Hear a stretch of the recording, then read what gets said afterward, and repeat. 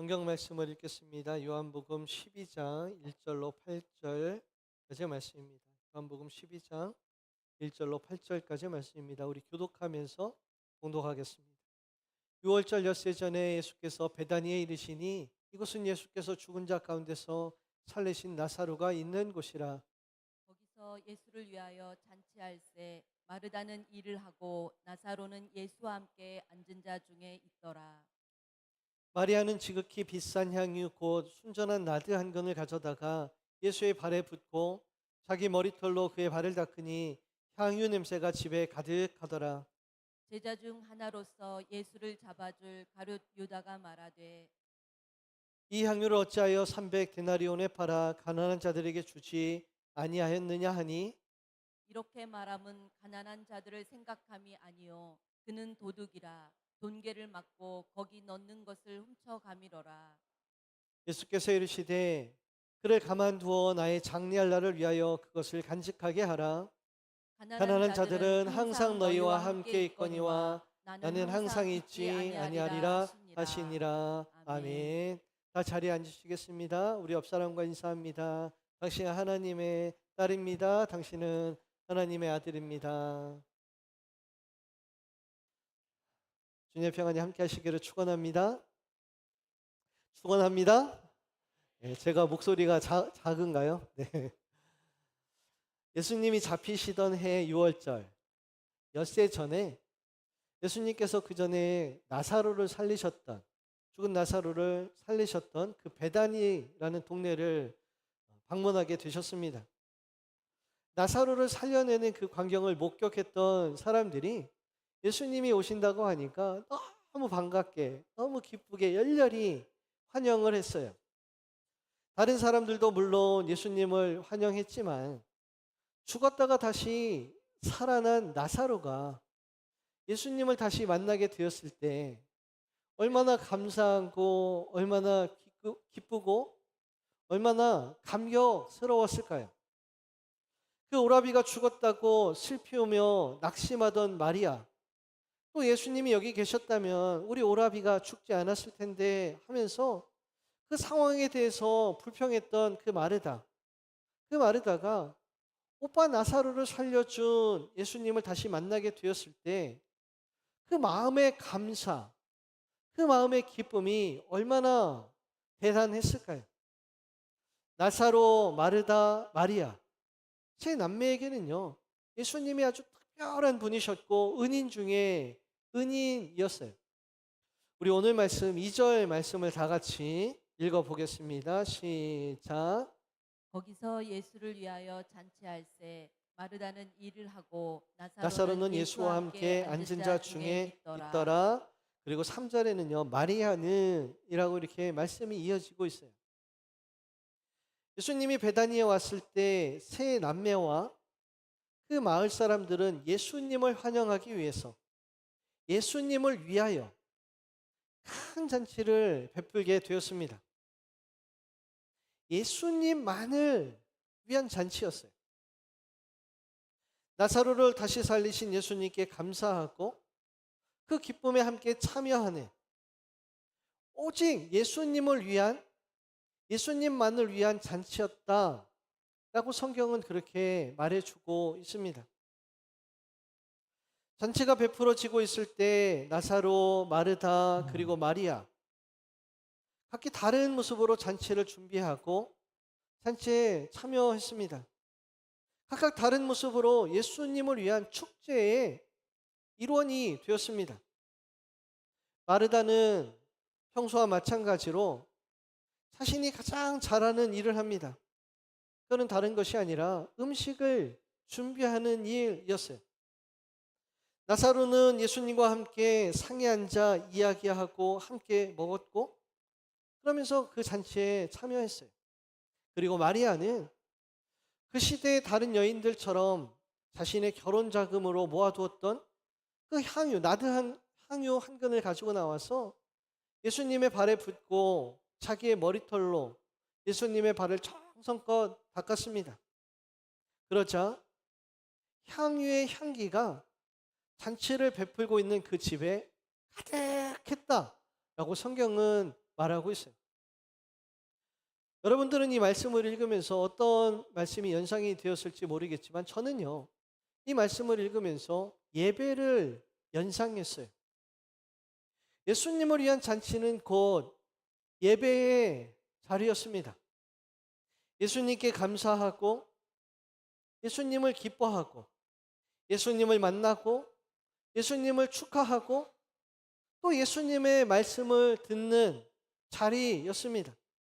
그리고 그 향기가 온 집에 가득하게 되어 하나님께서 기쁘게 받으시는 예배가 되었습니다. 레위기 1장 9절 하반절 말씀을 우리 다 같이 읽어보겠습니다. 시작. 제사장은 그 전보를 제단 위에서 불살라 번제를 드릴지니 이는 화제라 여호와께 향기로운 냄새니라. 아멘. 이스라엘에는요 5개의 제사가 있어요. 그 중에 가장 중요한 제사가 어떤 제사냐면 번제였습니다. 그리고 방금 읽은 이 말씀은요, 이 번제의 목적이 무엇인가에 대한 말씀입니다. 번제는 하나님께서 기쁘시게 받으시는 향기로운 냄새가 목적이었어요. 그리고 그 향기로운 냄새가 나사로와 마르다와 마리아의 집에 가득했다라고 성경은 말해주고 있습니다. 이 절을 읽으면서 우리는 마르다가 예전에 준비했던 누가복음 10장의 또 다른 식탁을 연상하게 됩니다. 그때도 마르다가 예수님을 초대를 했어요. 그리고 그때에도 역시 예수님을 대접하기 위해서 마르다가 정성껏 음식을 준비했는데 그렇게 열심히 음식을 준비하다 보니까 옆에 있어야 될 마리아가 보이지가 않는 거예요. 어디 있나 두리번 찾아보는데 마리아가 어디에 있어요? 예수님의 발치에 앉아서 그냥 말씀만 듣고 앉아 있는 거죠. 나는 이렇게 힘들고 나는 이렇게 어려운데 도와줄 생각을 하나도 안 하고 그냥 앉아만 있습니다. 마르다는 화가 나고 불평이 들었어요. 그래서 예수님한테 가서 이렇게 따졌습니다. 예수님, 나 혼자만 고생하는 게 보이지 않나요? 좀 마리아에게 말해서 나를 좀 도와주라고 해주세요. 어떻습니까? 본문의 잔치와는 너무나 다른 모습의 잔치였습니다. 마르다는 음식을 준비하고 나사로는 예수님과 함께 앉아있으며 그 앞에서 말씀을 듣고요. 마리아는 또 다른 헌신을 합니다. 그러나 거기에는 아무런 불평이 없어요. 단지 예수님을 다시 만난 기쁨과 예수님께 대한 감사, 평화, 사랑만이 그 집에 가득합니다. 그래서 요한은 감격적인 목소리로 이렇게 선언을 하죠. 향유 냄새가 그 집에 가득했다. 예수님을 위한 잔치는 시각적으로, 후각적으로, 그리고 감정적으로 모두에게 너무나 좋고 기쁨의 잔치였어요. 우리의 예배가 이와 같은 예배가 되었으면 참 좋겠습니다. 우리들의 예배가 먼저는 하나님이 야 좋다 이렇게 하는 예배가 되기를 원하고 여러분들도 와서 참 좋다 위로를 받고 치유받고 평안함을 느끼고 사랑함을 느낄 수 있는 그런 우리 늘푸른 교회 예배가 되기를 간절히 바랍니다. 그런데 이렇게 좋고 모두가 다 즐거운 이 자리에 초를 치는 인물이 하나 있었어요. 곧 예수님을 팔게 될 가룟 유다였습니다. 가룟 유다는 비싼 나두향유를 예수님의 발에 붓는 마리아를 향해서 화를 냈어요. 300데나리온이나 되는 향유입니다. 하루 일당이 1데나리온이라고 하잖아요. 그러니까 일주일에 하루씩만 쉰다고 하면은 300일이면 1년의 연봉이에요. 요즘 1년에 연봉이 얼마나 되는지는 모르겠지만 적게 잡아도 3천, 4천은 되지 않을까요? 그걸 가져다가 예수님의 발에다가 부었어요. 다른 유다가 마리아에게 화를 내면서 말을 합니다. 아니, 300데나리온이나 되는 그 향유를 어떻게 그렇게 낭비한단 말입니까? 그걸 팔아서 가난한 사람들에게 나누어 주는 것이 옳지 않았나요? 가룟 유다의 그런 태도에 대해서 요한은 6절에서 코멘트를 답니다. 그가 이렇게 말한 것은 정말 가난한 사람들을 위해서가 아니고 그가 무엇이었다고요? 도둑이었기 때문이다 라고 했죠. 그의 관심은 가난한 사람들에게 있는 것이 아니었어요. 그의 관심은 자신이 맡아서 관리해야 될 그 돈에 관심이 있었습니다. 예수님은 마리아의 편을 들어주면서 말씀하셨어요. 가룟 유다에게 마리아를 괴롭게 하지 말라고 말씀하셨습니다. 그런데 예수님이 말씀하신 7절 말씀은요, 번역에 오류가 있고 8절 말씀은 예수님이 그런 말씀을 하셨다고 하면서 받아들이기가 좀 어려운 그런 말씀이에요. 7절 말씀에서 향유를 간직하게 하라라는 말씀은요, 헬라어로 읽으면 과거형으로 되어 있습니다. 마리아는 예수님의 장례를 위해서 향유를 간직해 왔다는 번역이 맞는 번역이에요. 마리아가 예수님의 죽음에 대해서 알고 있었는지 모르고 있었는지 그것은 이견이 많이 있습니다.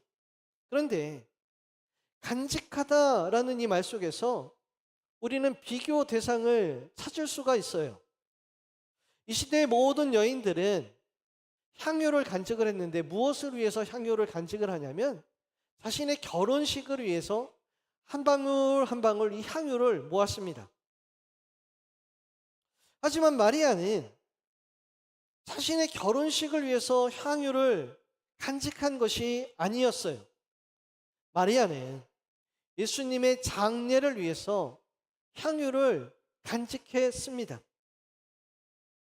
자신을 위한 것이 아니라 예수님을 위한 것으로 간직해왔고 일시적인 기쁨이 아니라 영원한 삶을 위한 장례식을 위해서 간직해왔다라는 거예요. 우리는 이 말씀을 통해서 마리아의 헌금이 무엇을 의미하는지 잘 알 수 있습니다. 재물이 있는 곳에 마음이 있다. 결혼식은요, 여자들의 로망, 여자들의 꿈이에요. 맞나요?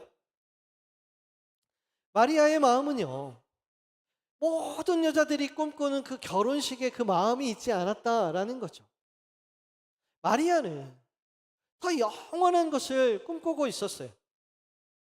예수님께서 말씀하신 것은 바로 마리아의 꿈에 대한 이야기였습니다. 사랑하는 성도 여러분, 우리에게는요, 더 영원한 것을 바랄 수 있는 그 지혜가 필요한 줄로 믿습니다. 8절 말씀은 예수님께서 왜 이런 말씀을 하셨지 하면서 우리가 질문할 수 있는 그런 말씀이죠. 예수님은 처음부터 공생애를 시작하시면서 처음부터 가난한 사람들에 대해서 관심을 가지고 있었습니다.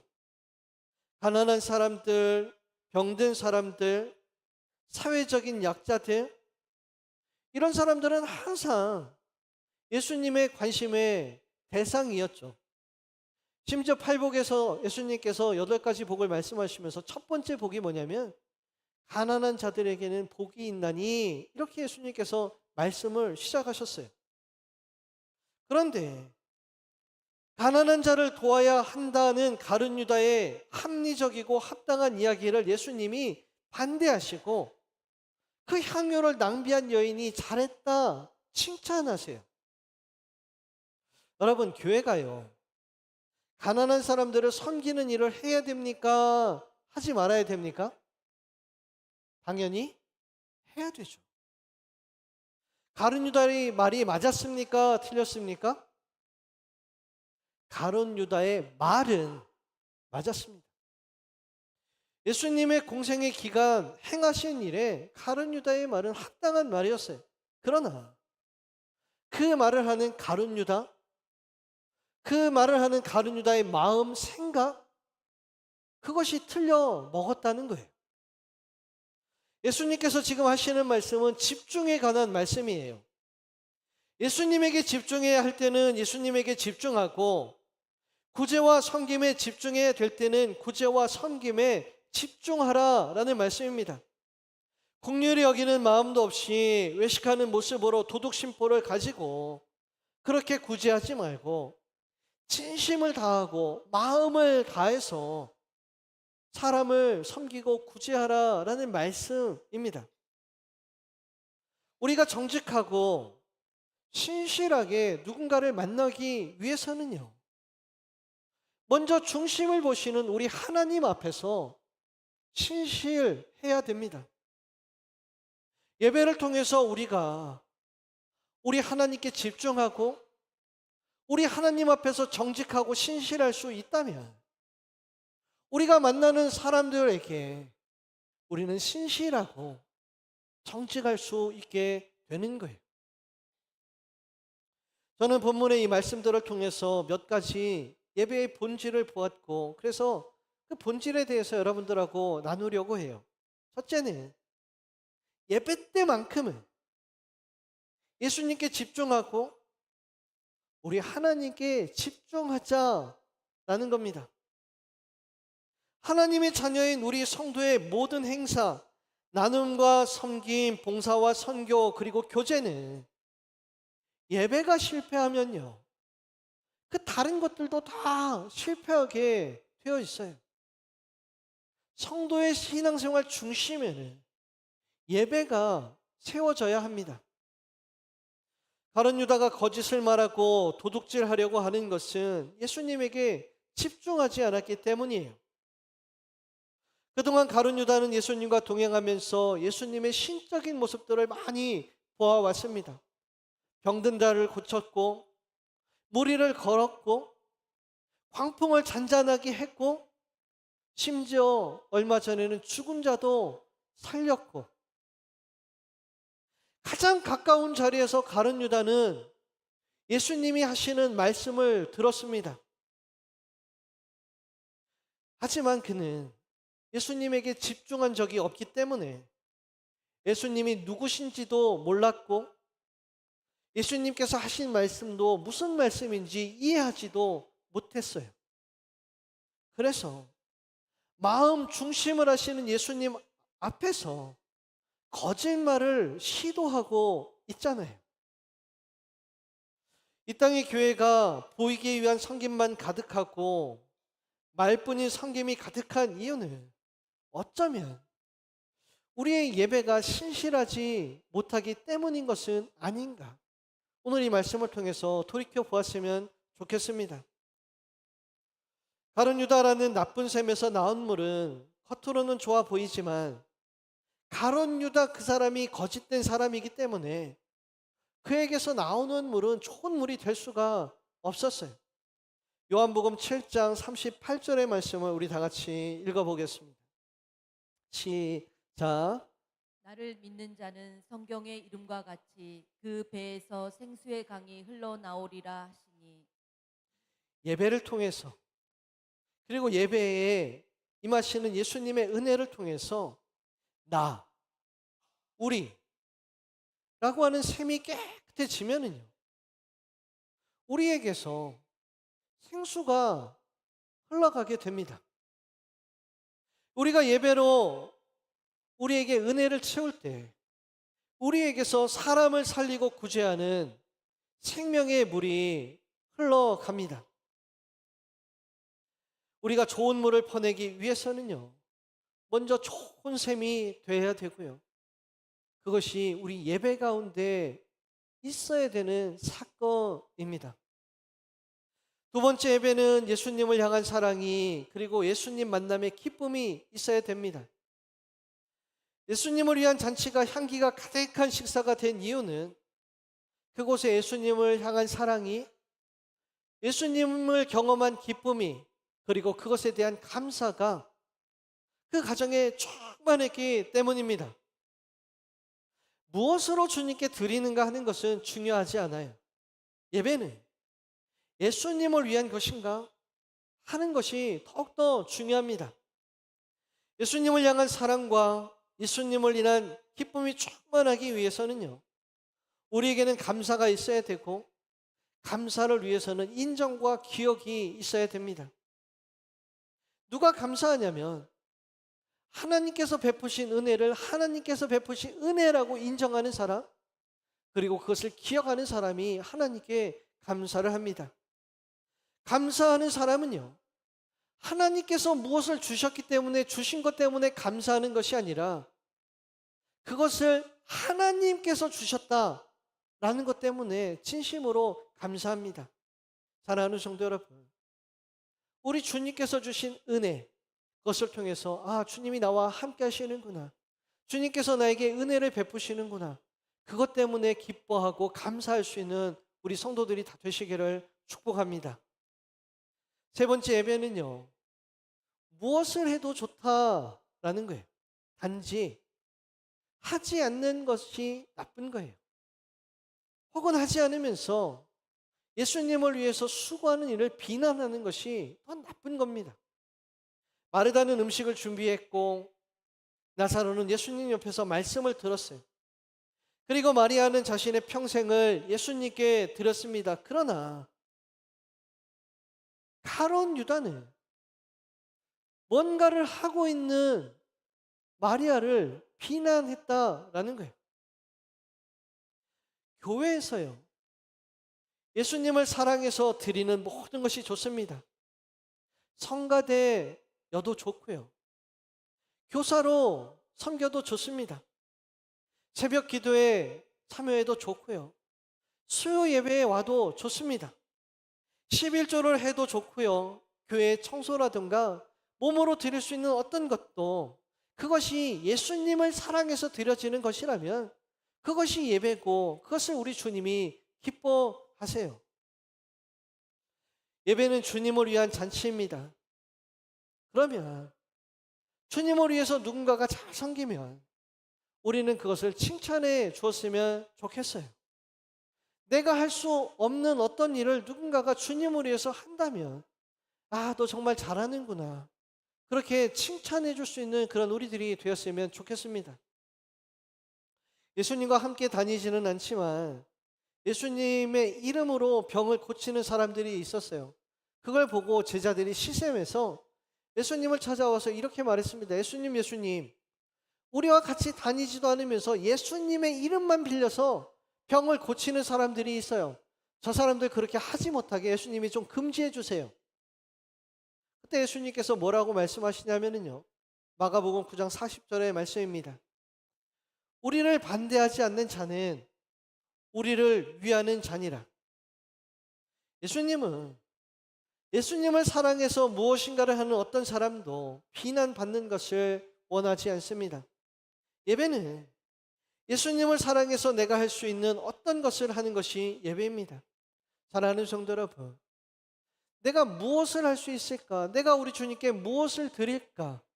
그것을 생각하고 그것을 위해 기도할 수 있는 이 예배가 되기를 간절히 바랍니다. 마지막으로 예배는요, 일시적인 것을 희생해서 영원한 것을 거두는 것이 예배입니다. 마리아는 결혼의 향료를 장례의 향료로 바꾸어서 간직했어요. 이 땅의 일시적 즐거움이 아니라 더 영원한 것을 사모할 줄 알았습니다. 사랑하는 성도 여러분, 이 예배에 오신 저와 여러분들이 물론 이 땅의 것들도 사모하며 구하지만 하늘의 영원한 것을 구하며 그 천국 소망으로 기뻐할 수 있는 저와 여러분들이 다 되시기를 바랍니다. 결론을 말씀드립니다. 예배의 본질은요, 우리 하나님께, 우리 예수님께 집중하는 거예요. 예배에는요, 주님을 만난 기쁨, 그리고 그 주님, 나에게 기쁨을 주신 그 주님에 대한 사랑이 충만해야 됩니다. 예배는 우리 주님을 위해서 내가 할 수 있는 것을 하는 것이 예배입니다. 예배는 일시적인 것으로 영원한 것, 시간, 물질, 공간 이런 일시적인 것들로 영원한 천국을 사는 것이 예배입니다.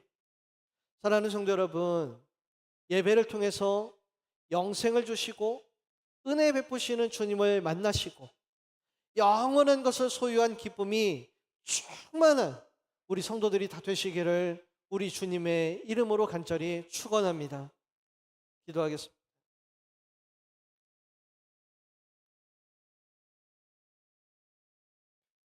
주님, 예배로 나온 우리 사랑하는 성도들, 우리 주님을 바라봅니다. 주님께서 베푸신 그 은혜를 마음속에 새겨봅니다. 나사로처럼 영원히 죽을 수밖에 없는 우리들, 십자가의 은혜로 대속하여 주시고 영원히 살 수 있는 주의 백성으로 삼아주신 그 은혜에 감사합니다. 주님, 그 감사가 넘쳐나게 하시고 기쁨이 되게 하시며, 그래서 이 예배가 아름다운 향기로 가득 찬 이 예배가 되게 하여 주옵소서. 돌아가는 발걸음도 주님께서 함께하여 주시고 언제나 그 삶의 자리를 예배로 바꿀 수 있는 복된 성도들이 다 되게 하시어 축복하여 주시옵소서. 예수님의 이름으로 기도합니다. 아멘. 우리 이 시간 함께 자리에 일어나셔서 결단하며 찬송하겠습니다.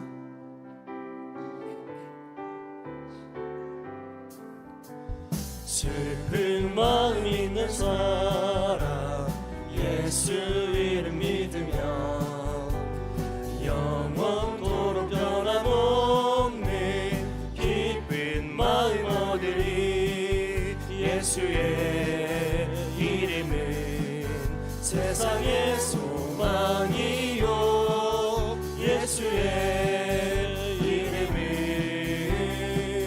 천국의 기쁨일세. 거룩하신 주의 이름 너의 방패 삼아라.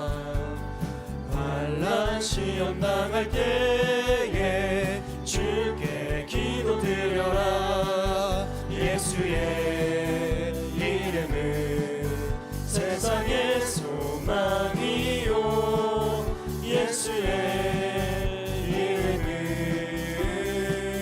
천국의 기쁨일세.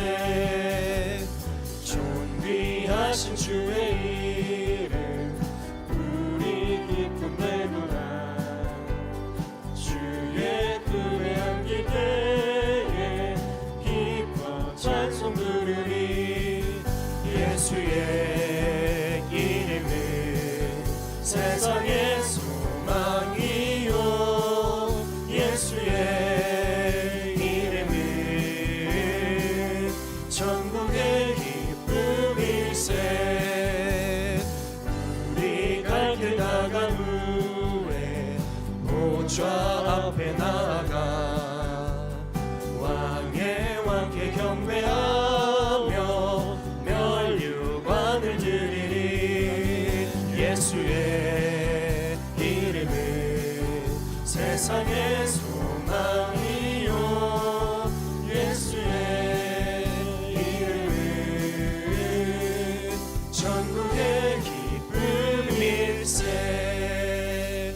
네, 우리 오늘 주신 말씀을 기억하면서 우리 함께 기도하기를 소원합니다. 날마다 예배자의 삶을 살아가는 내가 되게 하여 주시옵소서. 내가 서 있는 곳에서 내가 할 수 있는 것으로 주님을 섬길 때에 큰 기쁨이 넘치게 하여 주시옵소서. 우리 이 기도 제목 가지고 우리 주의 이름 한번 부르짖고 함께 통성으로 기도하며 나아가도록 하겠습니다. 기도합니다.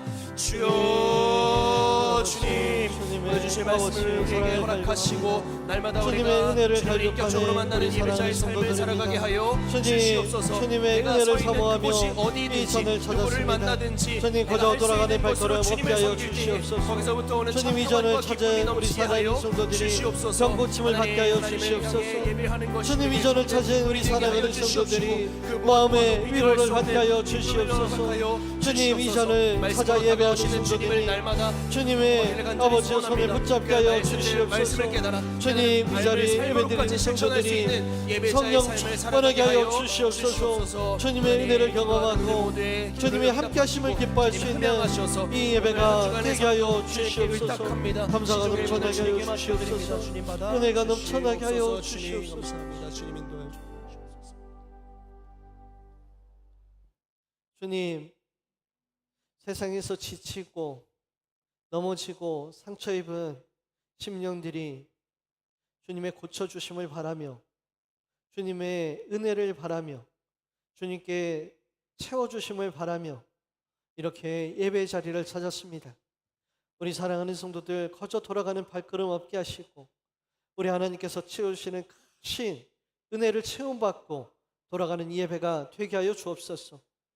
주님, 육신의 질병은 치유되게 하시고 마음의 상처는 위로받게 하시며 넘어지고 낙심하며 절망한 이들은 우리 주님께서 친히 세워주시는 일으킴을 받고 돌아가는 이 예배가 되게 하여 주옵소서.